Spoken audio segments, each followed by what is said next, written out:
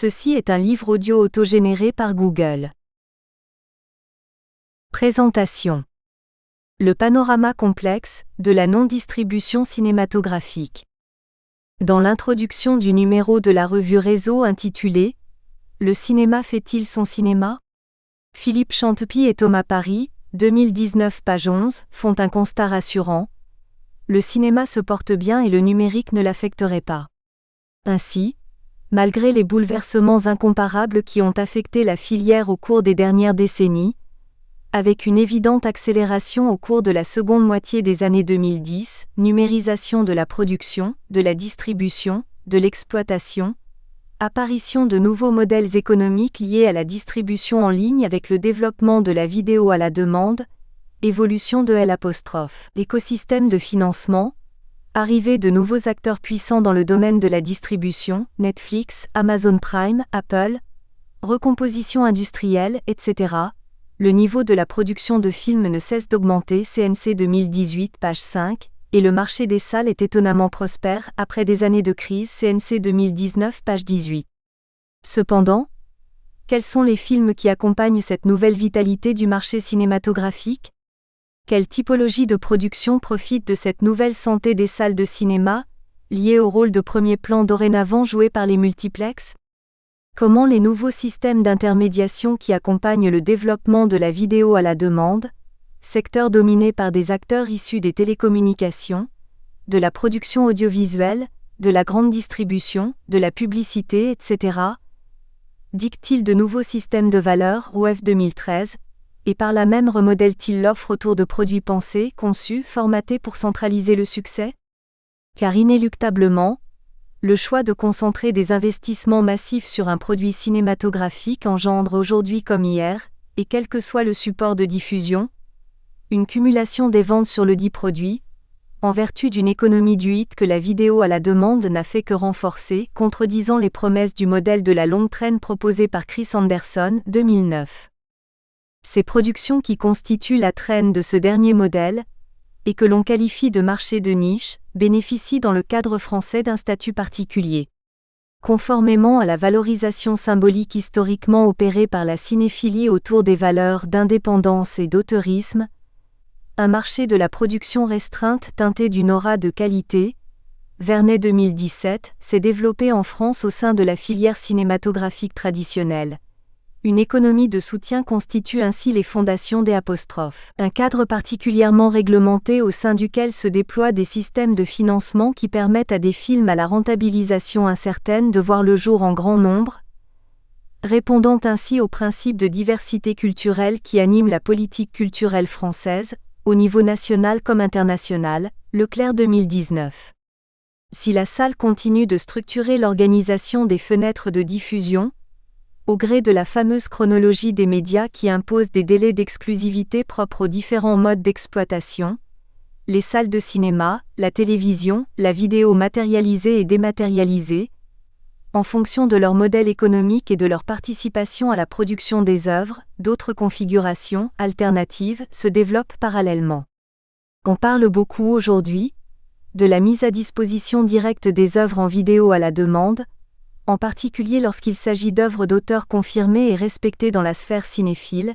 L'article signé par Elsa Colombani, « Ces grands films que vous ne verrez pas au cinéma », 2019, est symptomatique du malaise engendré par ces pures stratégies des apostrophes. Images développées par certains opérateurs en ligne, mais en réalité, de tout temps de nombreuses œuvres ont circulé, ont été vues par des publics, éventuellement numériquement conséquents, en dehors du circuit classique fondateur de la filière cinématographique. C'est à ce phénomène qu'entend s'intéresser ce premier volume publié dans le cadre du programme de recherche entamé par le laboratoire LIRCES, Nice, sur la question des alternatives. Ce concept, polysémique et complexe, instable en fonction des contextes d'énonciation dont il est extrait, permet quoi qu'il en soit de scruter avec une attention particulière tous les espaces, les circonstances, les modèles par lesquels les images animées vont être conçues, produites, diffusées, vues selon des modèles qui échappent à la norme, même si cette vision anormative demande elle-même à être interrogée dans sa tendance à recréer de la norme. Quelle est la situation de la non-distribution cinématographique dans un pays comme la France aujourd'hui ?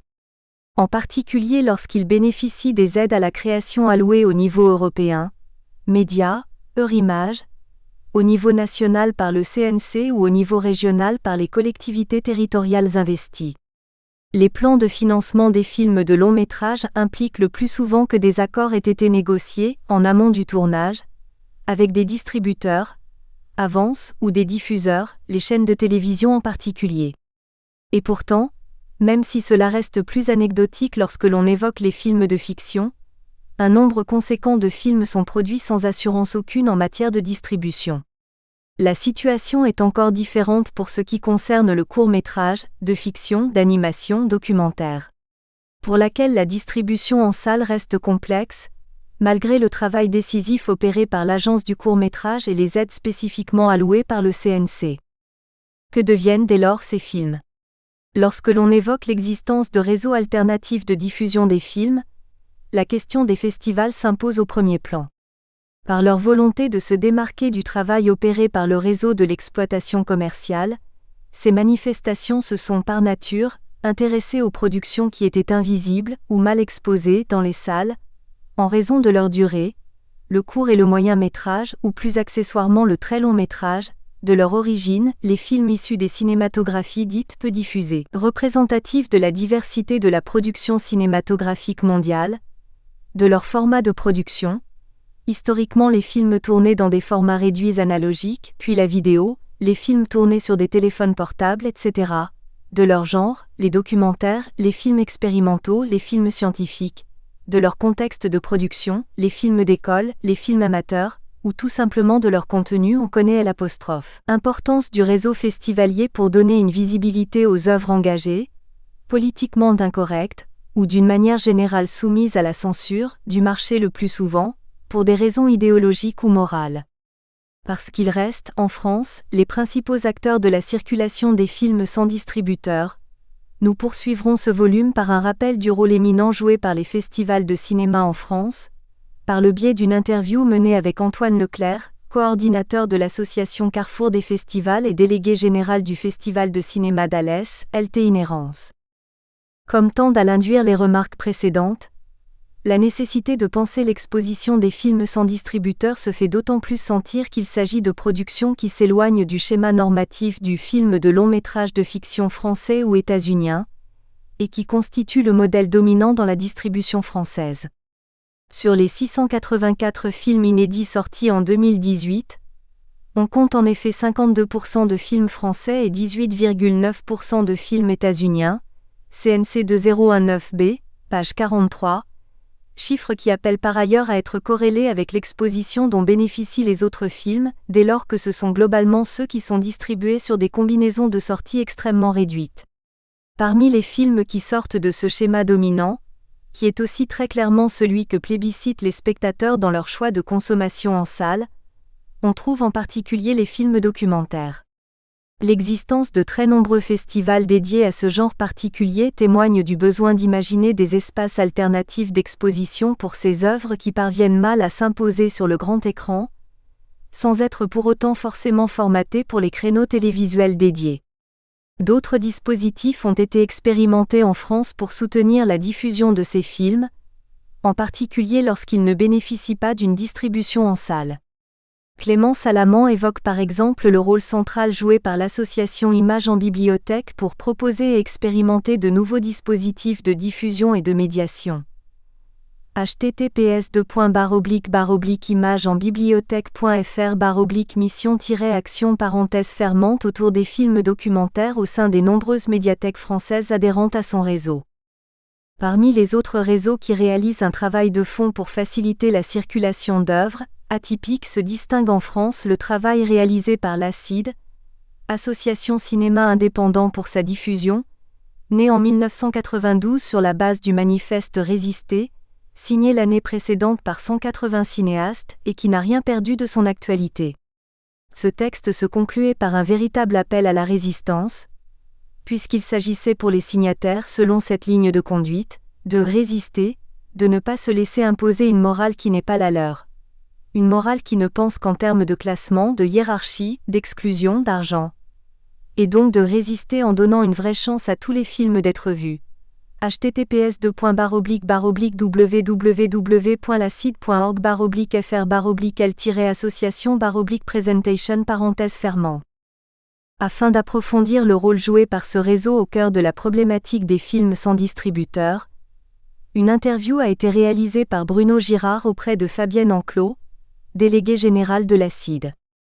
C'est au sort d'un genre particulièrement marginalisé lui aussi que s'intéresse Kaloust Tandalian dans ce volume, en réfléchissant aux réseaux autour desquels fut historiquement diffusé le cinéma expérimental, et ce jusqu'à la période actuelle où ces propositions se voient totalement reconfigurées par le développement conjugué de la numérisation des produits culturels et d'Internet. Il montre la façon dont ces innovations permettent d'offrir une visibilité nouvelle à ces œuvres qui, jusqu'alors, et malgré l'ensemble des propositions qui pouvaient être menées, restaient largement condamnées à une amère confidentialité. Ces phénomènes de marginalisation deviennent plus cruciaux encore lorsque l'on parle de films dont l'esthétique joue avec les limites, acceptables ou pas, de la représentation. C'est le cas des œuvres qui fraient avec la violence extrême et ou la pornographie, et qui, pour trouver un public, inventent des nouveaux réseaux de diffusion souvent à la limite de la légalité. Pour évoquer cette question, Alexandre Taalba interroge le cas de la série de films intitulée Guinea Pig, œuvre transgressive s'il en est, réalisée dans les années 1980 par différents cinéastes japonais à l'initiative du mangaka Ino Hideshi. Parce que la tendance à l'écart, en termes de genre, d'esthétique, de mode et contenu narratif, et sans forcément jouer de la transgression à l'image de ce dernier cas de figure, constitue un facteur inversement proportionnel à la probabilité d'intégrer le marché de la distribution, la question des films représentatifs de la multiplicité des expressions cinématographiques à travers le monde est elle aussi au centre de la problématique des films sans distributeur. Quoique revendiqués comme participants de la diversité culturelle, qui accompagne les politiques culturelles françaises contemporaines, et même si la France peut s'enorgueillir d'une distribution soucieuse de diversifier l'origine des films proposés au public en salle, au-delà du binôme central fondé par les films nationaux et les films états-uniens, ces films de la diversité présentés sur les écrans des salles d'exploitation restent par la force des choses peu représentatifs de la richesse de la production cinématographique mondiale. Et pourtant, en particulier grâce au réseau festivalier, de nombreux titres qui ne bénéficient pas d'une proposition de distribution sur le territoire, et qui n'ont pas forcément vocation à en solliciter une, sont offerts à la découverte au public français. Hélène Kessous et Némésis Srour, dans un article consacré au destin des films indiens, nous offrent des pistes de réflexion relatives aux différentes stratégies développées par les acteurs culturels pour donner une visibilité à ces nombreux films globalement invisibles en France. Et parce que le petit écran a su aussi, historiquement, donner corps à cette volonté de créer des espaces de découverte pour cette typologie de films, Anna Vinuela nous propose d'analyser le cas de figure de l'émission Cinéma sans visa, qui, sur FR3, a pendant 5 ans permis aux téléspectateurs de découvrir des films aux nationalités très variées. Ce regard porté sur la cinématographie mondiale nous rappelle que la question des films sans distributeur ne se pose pas uniquement en France, tant s'en faut. Dans de nombreux pays à travers le monde, des marchés se développent en marge de l'exploitation traditionnelle, permettant parfois dans un contexte de quasi-disparition des réseaux de salles, de faire vivre une économie du film. Le modèle industriel sur lequel s'est développé le marché du film nigérian, communément appelé Nollywood, est symptomatique de cette tendance. Olivier Barrault rappelait en 2011, page 107, que en moins de 20 ans, plus de 15 000 fictions longues ont été tournées dans le pays avec des budgets souvent dérisoires, selon les critères occidentaux, et avec un mode d'exploitation reposant presque uniquement sur le marché de la vidéo domestique. Dans le présent numéro, Honoré Fouba proposera une analyse de ce phénomène dans le contexte plus méconnu du Cameroun, observant les multiples stratégies développées sur le terrain par les cinéastes nationaux pour vendre les supports vidéographiques de leurs films aux spectateurs potentiels. Pour conclure cette réflexion relative au devenir des films sans distributeur, nous donnerons la parole à des cinéastes eux-mêmes, confrontés aux enjeux de la distribution et de la non-distribution, leur expérience rendant compte des difficultés qu'il y a à faire vivre une œuvre en dehors des circuits classiques homologués par la filière. Boris Henry nous propose ainsi la restitution de 2 entretiens, menés d'une part avec Jérémy Reichenbach, documentariste français, et d'autre part avec Ghassan Salab, cinéaste libanais, dont les œuvres varient depuis la fiction, le documentaire, les films-essais, de courts comme de longs métrages. Bon voyage au cœur du monde des films sans distributeur. Christelle Taillibert. Références bibliographiques. Anderson, Chris 2009, La longue traîne, la nouvelle économie est là, Paris, Pearson Village Mondial. Barrault, Pierre 2011, La production vidéo nigériane. Miroir d'une société en ébullition. Afrique contemporaine numéro 238, pp 107 à 121. Bourreau, Marc, Maillard, Sisley, Moreau, François 2015. Une analyse économique du phénomène de la longue traîne dans les industries culturelles. Revue française d'économie, volume 30, pp 179 à 216. Chantepie, Alain, Paris, Thomas Dir. 2019, Le cinéma fait-il son cinéma, réseau numéro 217. CNC, 2019A. La production cinématographique en 2018. Paris, CNC, les études du CNC. CNC, 2019B, bilan 2018 du CNC. Paris, CNC, numéro 340. Colombani, Elsa, 2019, Ces grands films que vous ne verrez pas au cinéma, commentaire numéro 166, pp 404 à 409. Leclerc, Romain, 2019, Une contre-mondialisation audiovisuelle, ou comment la France exporte la diversité culturelle. Paris, France, Sorbonne Université Presse. MacDonald, Paul, 2013, Le cinéma numérique, la promesse d'un renouveau culturel, Increton, Laurent, Kitsopanidou, Kira, Dir. La salle de cinéma. Enjeux, défis et perspectives.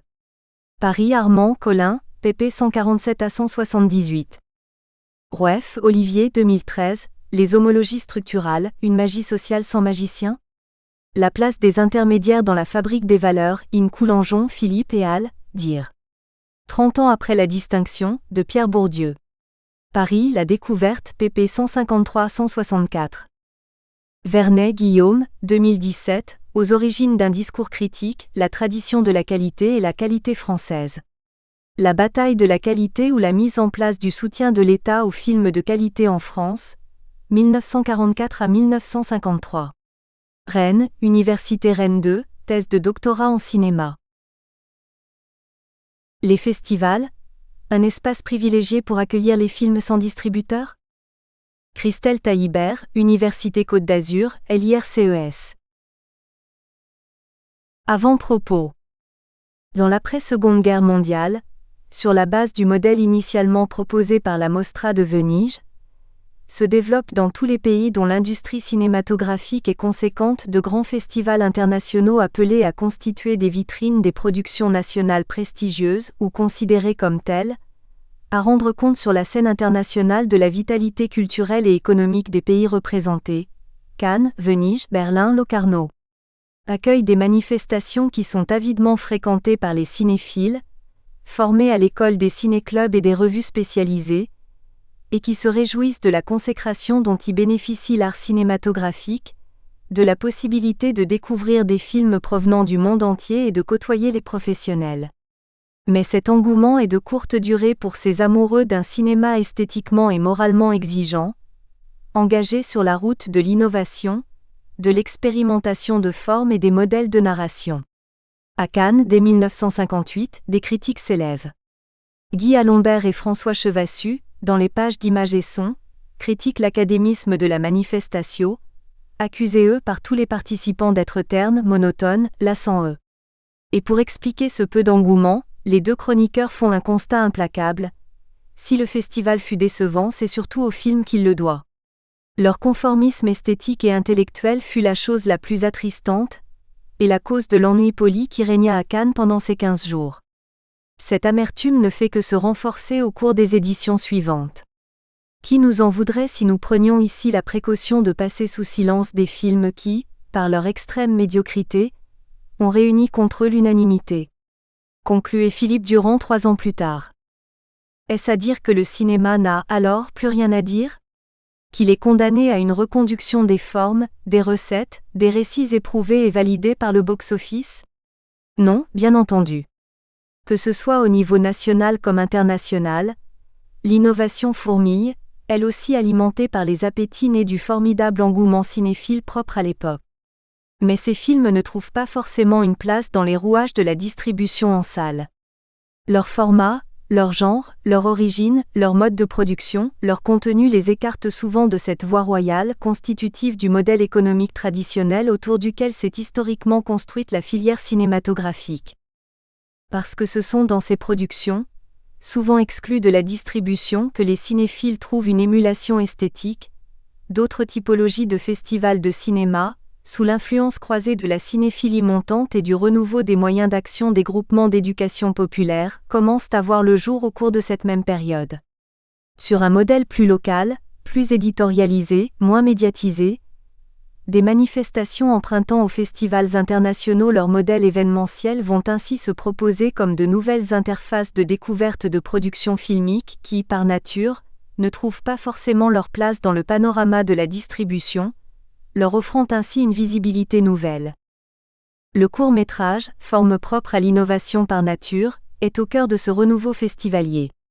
Car comme l'écrivait Jacques Barrault, tout est possible avec le court-métrage qui sert le vrai cinéma, dans la mesure où il se révèle l'école de la vision et de la compréhension.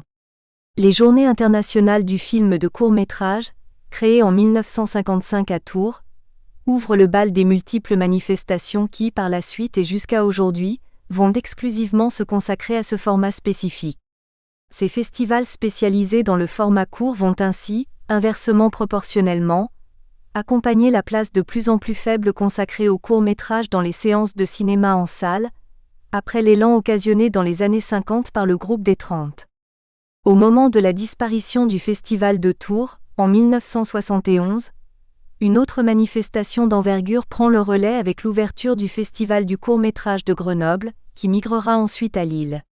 Le Festival international du court-métrage de Clermont-Ferrand, créé en 1982, devient par la suite, et jusqu'à aujourd'hui, la manifestation la plus emblématique de cette attention festivalière portée à ce format singulier, au milieu d'une multitude d'événementiels festivaliers de tailles diverses qui font vivre cette intention sur l'ensemble du territoire, offrant au court-métrage des espaces de diffusion inespérés.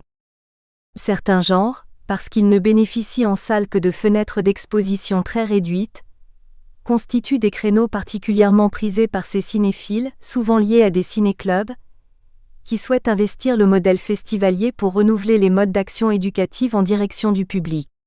C'est le cas du film d'animation, qui trouve avec les Journées internationales du film d'animation, à Cannes en 1956 et 1958, et à Annecy ensuite, un lieu d'expression sans équivalent. Comme l'écrivait Henri Moret en 1962, plus encore que le court-métrage, le film d'animation est un inconnu. S'insurgeant contre l'incompréhensible absence de la plupart de ces films sur les écrans des salles de cinéma, Jacques Chevalier écrivait 3 ans plus tard : « À qui fera-t-on croire qu'il y a à Annecy un public pour le cinéma d'animation, mais qu'il n'y en a pas à Paris, à Lyon, à Marseille ? À qui pourra-t-on expliquer qu'un programme complet de films image par image ne puisse trouver place sur les écrans français, à l'heure où les exploitants en mal de crise déclarent se battre les flancs pour trouver des formules inédites ? Cette dichotomie entre des calendriers de distribution centrés autour d'un modèle très normatif et les attentes d'un public avide de découverte est au cœur du pari festivalier, ces manifestations devenant, sur un certain nombre de créneaux atypiques, un des rares moyens à l'époque pour découvrir ces films.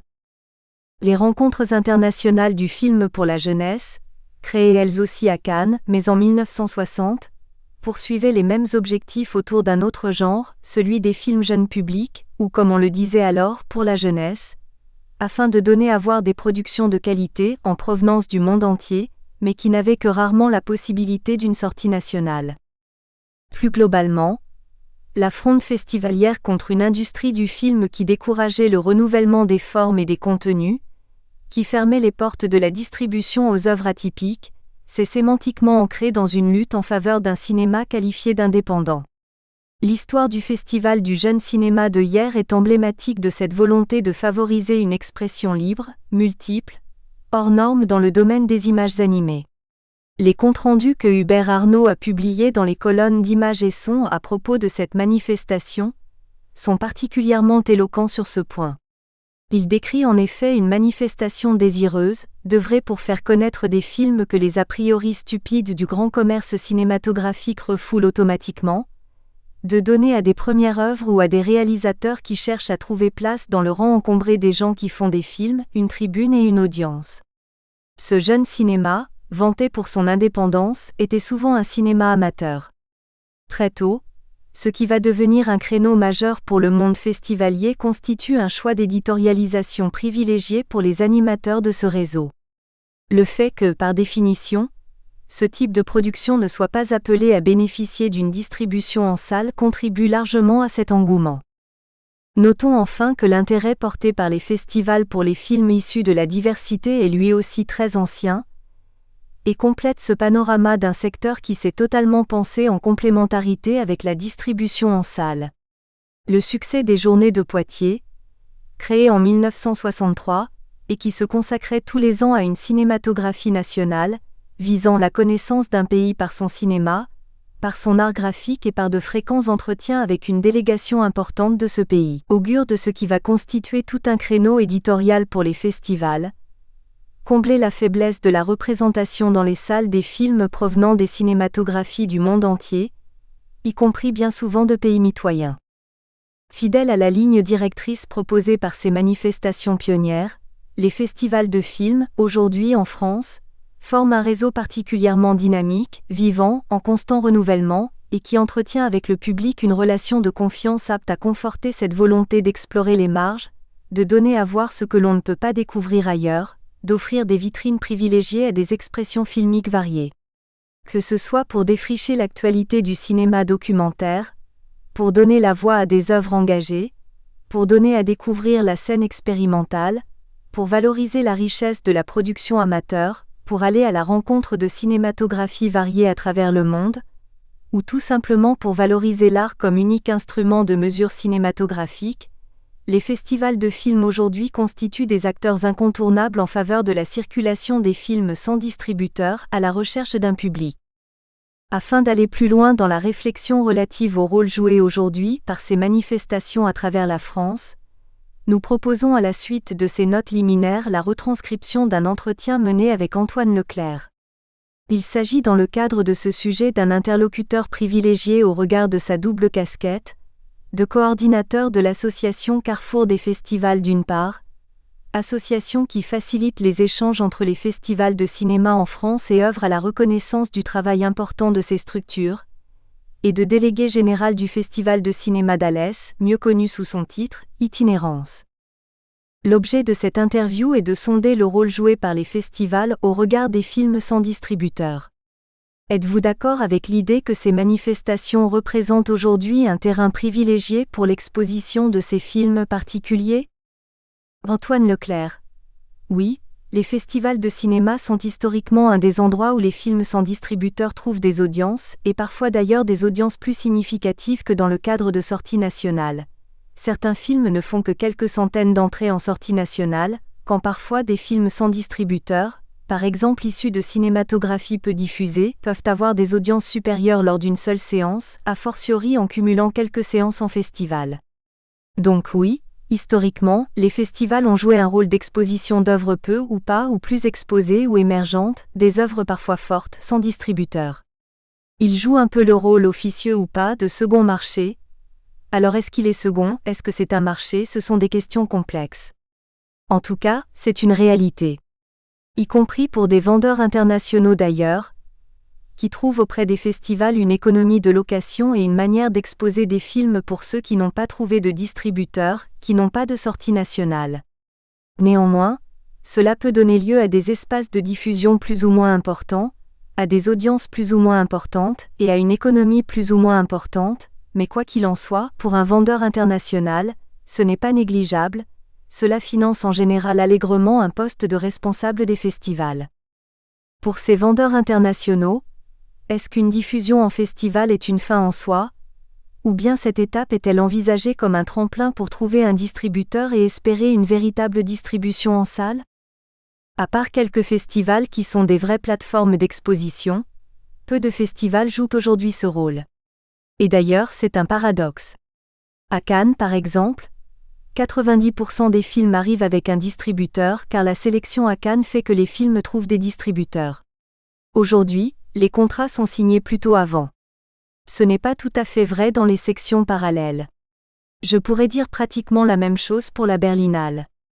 Globalement, il y a quelques festivals qui peuvent avoir un rôle déterminant pour l'accès à un distributeur, il peut y avoir des miracles aussi, il peut y avoir des encouragements, il y a des prix ou autres, mais honnêtement ce n'est pas une tendance lourde.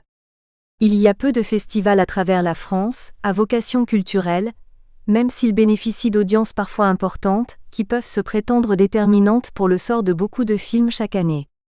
Ce qui n'enlève rien en revanche au fait qu'il peut y avoir un effet cumulatif. Le fait que plusieurs manifestations se soient penchées sur un même film peut nourrir un a priori favorable en direction des distributeurs. Les festivals constituent un terrain d'exposition des œuvres qui est intégré par les vendeurs. Cela pose par ailleurs la question du lot d'autoproduction, la facilité apparente qu'il y a aujourd'hui à faire des films, et parfois les festivals sont le seul espace espéré pour trouver une diffusion auprès du public. Cela peut aussi être valorisant, et encore une fois pas moins valorisant que certaines sorties extrêmement modestes.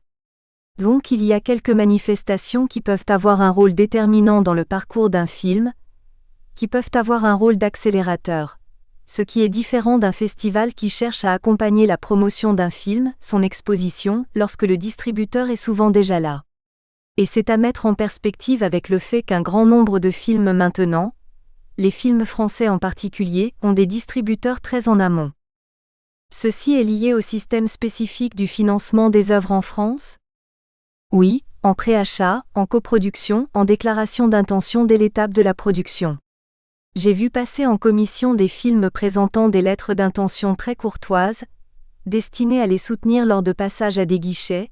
Cela concerne évidemment des valeurs très sûres, des auteurs confirmés, mais pas seulement, parfois aussi des premiers longs.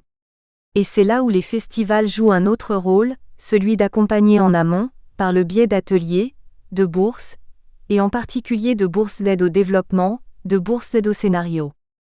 C'est valable en France, mais aussi dans plein de festivals à l'étranger où ces ateliers professionnels, ces bourses, deviennent décisifs. Mais on se place là en amont du tournage plutôt que dans le cadre du film sauvage. Il faut être honnête, même s'il y a quelques surprises et je mets de côté le court-métrage, on voit bien qu'il y a des films plus ou moins produits, accompagnés, écrits. Bien sûr, il y a des surprises régulières et possibles. Dans le documentaire en particulier, il y a des films autoproduits intéressants. Mais quand on parle de longs métrages de fiction, au Festival d'Alès, on se pose la question.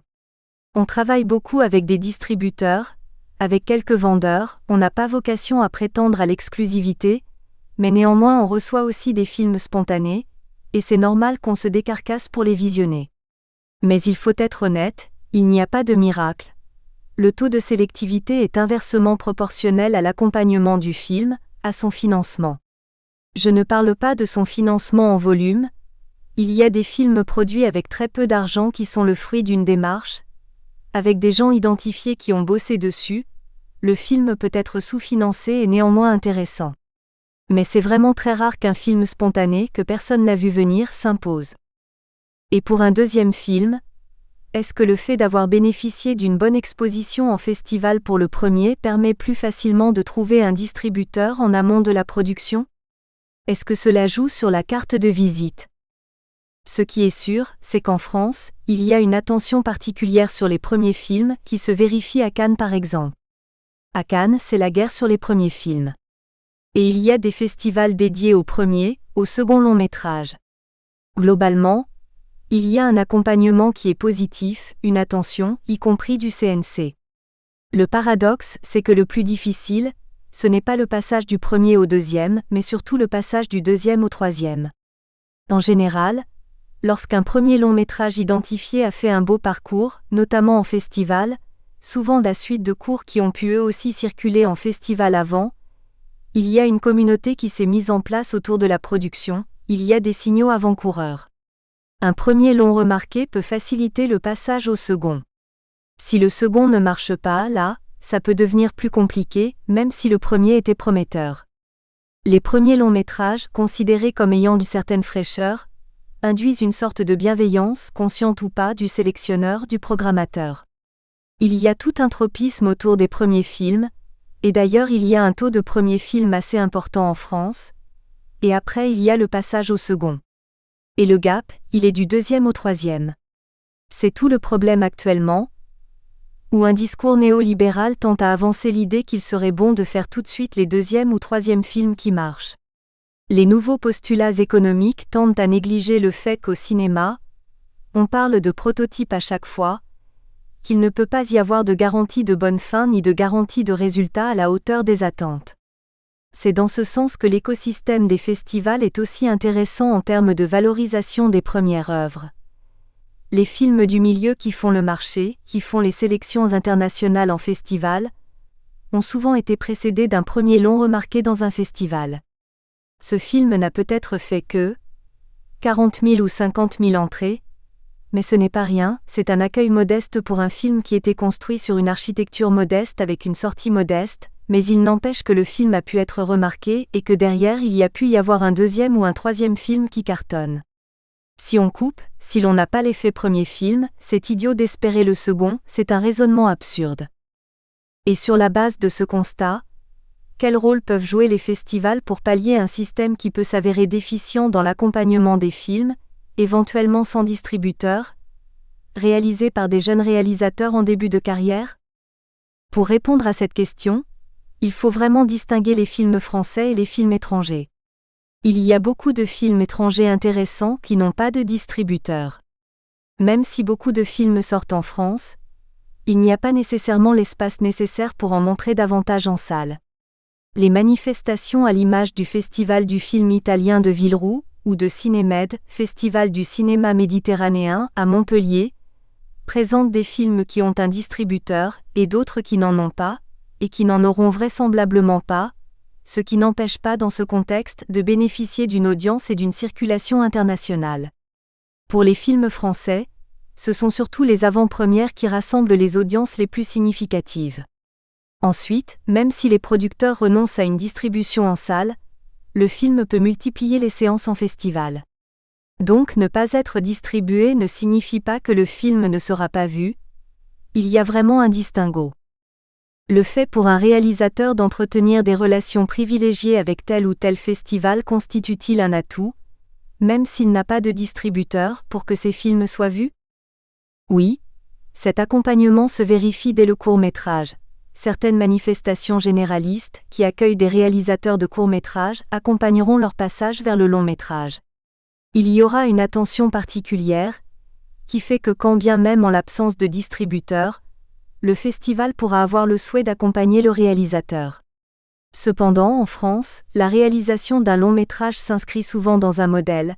L'avance du CNC, l'aide d'une région, peut être un distributeur, parfois très en amont, parfois à la fin du process. Donc il y a en réalité peu de films de long métrage qui en France sont produits en l'absence d'un distributeur. Oui, et cela pose tout un tas de questions sur lesquelles ne n'est pas un avis tranché. Est-ce que tous ces guichets n'entraînent pas un formatage, etc. Je ne suis pas pessimiste. Je pense qu'il y a malgré tout de la diversité, de jeunes producteurs intéressants, de la matière, des gens qui savent naviguer entre des projets personnels de long métrage et par ailleurs travailler sur les séries, qui sont attentifs au contexte qui évolue, au rôle joué par les plateformes. C'est vrai qu'il y a un terrain qui est mouvant, mais je reste assez optimiste sur la présence de talent et la qualité des films. Mais il est vrai que, globalement, faire un film totalement sauvage dans le registre du long-métrage de fiction, c'est quand même très dur. Mais il peut quand même y avoir des choses intéressantes, ça existe, mais c'est rarement montré. C'est vrai aussi qu'il y a des tensions dans le secteur de la distribution. C'est aujourd'hui un maillon faible. On observe qu'il y a des distributeurs qui ne s'engagent plus aussi facilement qu'avant, qui sont plus regardants. Cela peut sembler paradoxal, car parallèlement, il y a beaucoup de films qui sortent, mais il faut être attentif parce qu'on observe des tensions réelles sur l'accès au marché, l'accès aux salles, des phénomènes de concentration. Ce dernier point est assez... Nous espérons que vous avez apprécié cet aperçu.